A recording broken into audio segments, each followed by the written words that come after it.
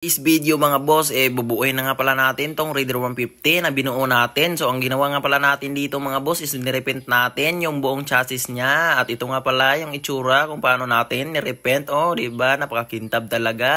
Siyempre, hindi lang yan mga boss, pati din itong crankcase pinakintab ko. O diba? Pogi na. So yun mga boss, so ito na nga yung update natin dito sa Raider 150 na nirepaint natin. So ito yung chassis, buong chassis mga boss. So bali na-install na natin yung front shock. So meron tayong konting pisa dito mga boss, pakita ko sa inyo. So ito mga pisa na ito mga boss is para to sa Raider. So ito yung engine mga boss. So JRP swing arm na, pasto na JRP swing arm. Yan, item. So may frame ng axle sa likod mga boss. Then mono shock. Ito yung mono shock. Yan. Siguro nasa 1K ata to or down 1K. And then China 130L kasi last to yung swing arm. So CNC na single shifter mga boss. So ibali convert na lang natin to or plug and play na pala. And then handlebar na hindi siya mga boss, parang clip lang siya yung style niya. Hindi kagaya yung ginamit natin sa Raider natin na meron siyang tornilyo dito. So bale, install natin ito ngayon mga boss. Sa itong makina. So ang una natin ikabit is itong makina para may tindig natin yung Raider. Siyempre, time-lapse na lang natin mga boss. Let's go! Yun mga boss, hindi ko na pala to padugay-dugayin at syempre excited na din akong makikita ng mga kinalabasan nito. Kaya ito, binubuo ko na. Kaya for today's video mga boss, samahan niyo ako dahil umpisahan na natin to talaga. Kaya nga ang problema ko lang dito mga boss kasi ako lang mag-isa yung magbinubuo kasi yung tropa ko mga boss ang sobrang busy niya. Kaya ito, busy rin ako dito. Sa pagbubuo ng motor mga boss, hindi talaga, mahirap talaga, sobrang hirap talaga mga boss. Kaya ito, dumiskarte na rin talaga ako nga parang mabuo lang ito kahit ako lang mag-isa, kaya ko to. So dito sa monoshock mga boss, so kailangan natin tabasan dito ng konti kasi hindi siya papasok dun sa chassis ng Raider 150. So grinderan natin ng konti dito mga boss. Let's go!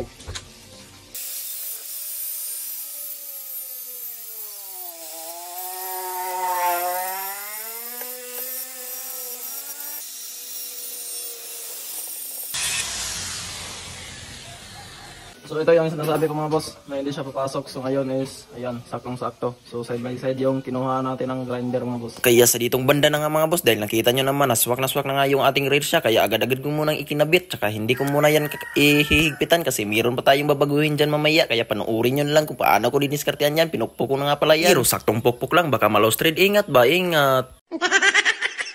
Kaya sa ditong banda na naman tayo, nagbukat-butang ako ng tuko dyan sa makina dahil ikakabit ko na nga kasi yung gulong sa unahan para makita ko na lagay yung tindig. Tapos hinigpitan ko, tapos binukpo ko na nga pala yung axle dito sa likod kasi kinalawang na kasi yan sa sobrang tagal ng stock up.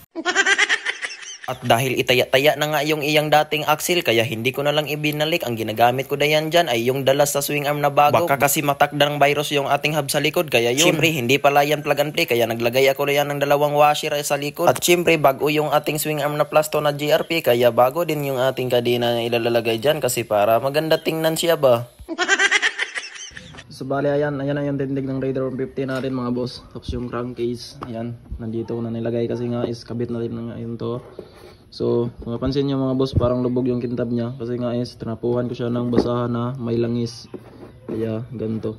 Pero kung washingan to mga boss, babalik yung dating kintab niya kagaya dito. Yun masalaminan yan. So ayan. So siyempre kabit na natin to mga boss. Let's go. At siyempre, hindi ko na ipadugay-dugay. Ikinabit ko na nga pala yung head cover dyan sa ibabaw. Tapos tinanggal ko muna yung tip. Tapos nilinisan ng maigip. Tapos pagkatapos, ikinabit ko na nga yung 4 nga tornilyo bago na natin higpitan yan.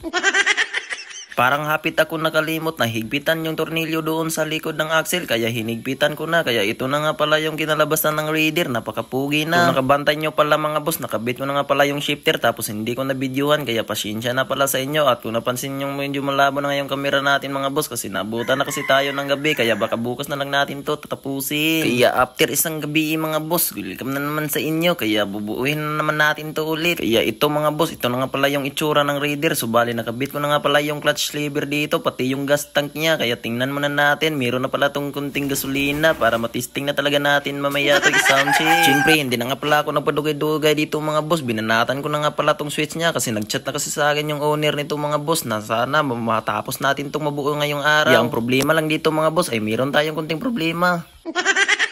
Medyo maluwag na nga kasi yung ating brake lever mga boss dahil nga nagpalit nga tayo ng alloy, kaya yun nag-grinder ako, tapos ito higpitan na nga natin ng maigi, tapos yun naghigpit na nga siya kasi nga nagtaabas na nga tayo ng konti dyan. At sa ditong banda mga boss, hindi na nga ako nagpadugay-dugay, ikinabit ko na nga pala tong sa engine cover. At kung napansin nyo mga boss, hindi ko nagkabit ng ating flywheel cover mga boss dahil nga is walang gasket to, kaya na ayun nagantay muna sa ako sa may-ari. At ditong banda mga boss, ayun naglagay muna ako ng oil dito sa sirens dahil meron kasi tayong DIY dito. Kasi ang problema ng may-ari dito mga boss, sobrang gahi daw yung clutch cable niya, kaya ayun nilagyan ko muna ng langis dito. Sobrang saya ko mga boss dahil nag-success na nga yung ginawa natin.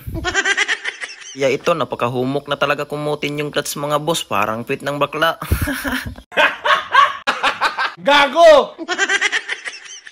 So bale nakabitan natin yung headlight mga boss, and then yung handlebar, so switch.